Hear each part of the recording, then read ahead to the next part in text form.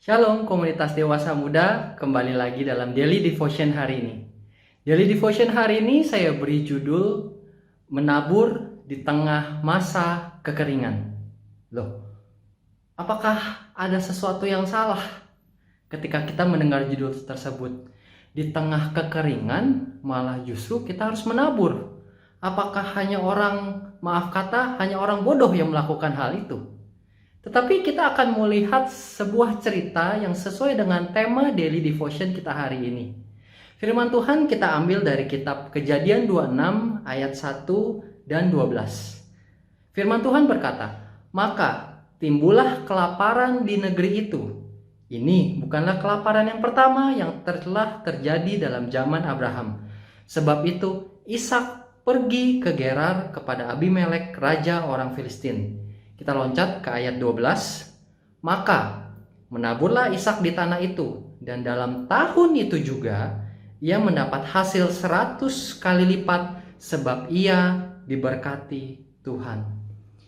Jadi lewat pembacaan firman Tuhan pada hari ini adalah diceritakan Ishak pada saat itu mengalami bencana kelaparan. Dan kemungkinan besar saudara-saudara, kelaparan yang terjadi diakibatkan kekeringan yang terjadi di seluruh negeri yang ditinggali oleh Ishak. Tetapi ada hal menarik yang bisa kita lihat di sini. Justru di tengah masa kelaparan dan kekeringan, Tuhan menyuruh Ishak untuk menabur di tanah di mana dia tinggali.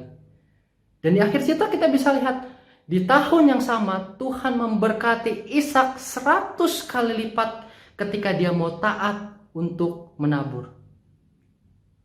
Seberapa sering di dalam kehidupan kita melihat atau kita mendengar perintah-perintah Tuhan yang terkadang tidak masuk akal di dalam otak kita. Perintah-perintah Tuhan yang tidak sesuai dengan keadaan yang sedang kita alami.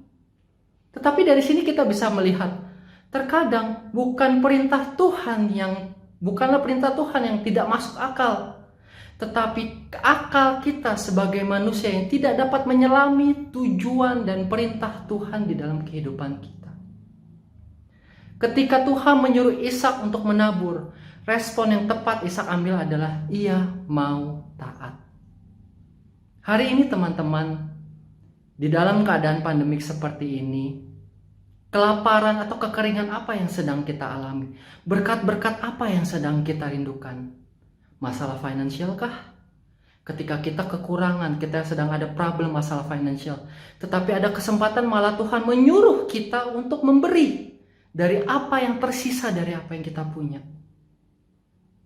Pertanyaannya adalah, apakah kita mau taat menjalankan segala perintah Tuhan?